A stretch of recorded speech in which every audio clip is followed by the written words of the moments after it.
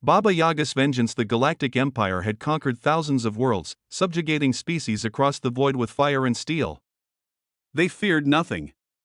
Not the rebellions, not the desperate last stands of dying civilizations, and certainly not humanity, a species they saw as weak, scattered, and irrelevant. On a forgotten colony world at the edge of imperial space, a garrison of soldiers had received orders to pacify an insubordinate settlement.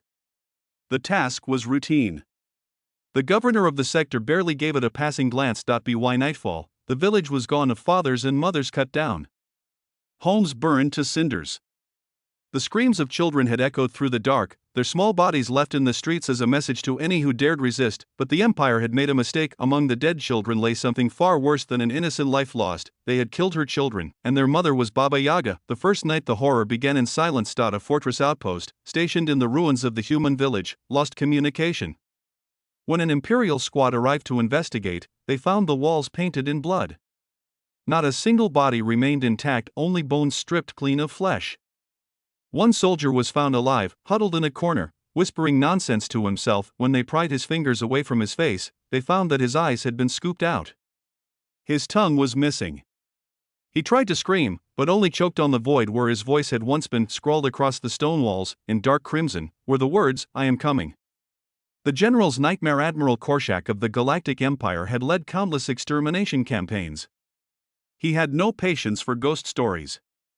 The destruction of a single settlement was beneath his concern, but then, reports started flooding in. Entire patrols disappeared without a sound. Elite strike teams sent to investigate returned as mutilated husks, their bodies impossibly twisted, as if something had reached inside them and played with their bones. Then the voices started. At night, the soldiers heard whispers slithering through the corridors of their ships, in a language they did not understand, yet felt deep in their marrow. Equipment failed without reason. Lights flickered. The air grew cold, carrying the scent of decayed flesh. Korshak still refused to believe in superstitions, until she spoke to him. One evening, as he reviewed battle reports in his private chamber, the lights dimmed. The air grew heavy, and then, in the reflection of his monitor, he saw her. A woman, gaunt, pale, with hollow eyes like black holes. Her grin was impossibly wide, filled with jagged teeth. Long, bony fingers curled around his shoulders from behind, though when he turned, there was nothing there. Then, her voice rasping, wet, echoing through his very soul. "You took my children. Now I will take yours." The lights snapped back on. Korshak found himself shaking, sweat pooling on his brow. He ordered his fleet to retreat from the sector immediately, but it was too late. The feast. The night Baba Yaga came, the stars themselves seemed to vanish. A shadow fell upon the fleet, an unnatural, writhing darkness. Ships lost power, their engines sputtering to silence. Alarm sirens blared as an unseen force ripped men from their posts, dragging them into the abyss. Through the chaos, the Imperial soldiers saw her. She did not walk. She floated, her tattered robes billowing as if caught in an unseen storm. Her face flickered between human and monstrous, sometimes a grieving mother, sometimes a nightmare of flesh and fangs. She whispered, and the whispers became screams. The soldiers tried to fight. Plasma rounds burned through the air, but she did not bleed. She only laughed, a sound that burrowed into their skulls, filling them with an all-consuming terror. Then, the slaughter began. Hands erupted from the walls, clawing, tearing. Shadows reached up from the floor, swallowing men whole. Blood dripped upward, defying gravity. Korshak tried to flee. He sealed himself in his personal escape pod, overriding every command to launch himself into deep space, but as he drifted into the void, gasping for breath, he heard the whisper in his ear.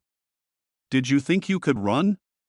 The last thing Korshak saw was his own reflection in the glass, his face, frozen in a silent scream as long, skeletal fingers wrapped around his head and pulled the end of the Empire. When the Empire lost contact with the fleet, they sent more ships.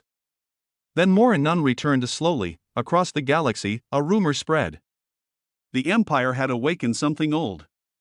Something that did not forgive. Something that could not be stopped, and one by one, their worlds began to fall, not to armies, not to rebellion, but to the vengeful wrath of a mother whose children had been taken. Baba Yaga walked between the stars now, and she was still hungry. Vengeance of the Baba Yaga. The Galactic Empire believed itself invincible. It had crushed 1,000 worlds, erased 1,000,000 voices, and ground resistance into dust beneath its boots. Humanity was just another species to be conquered, another race to be subjugated, but they made a mistake. On the colony world of Sullus 9, a quiet, unassuming village nestled in the shadow of cold iron mountains, Imperial soldiers came with fire and death. The governor had declared the settlement illegal. The people were given no warning, no trial, just the deafening roar of plasma rifles and the wailing of children as flames consumed their homes. Among those lost were two small children.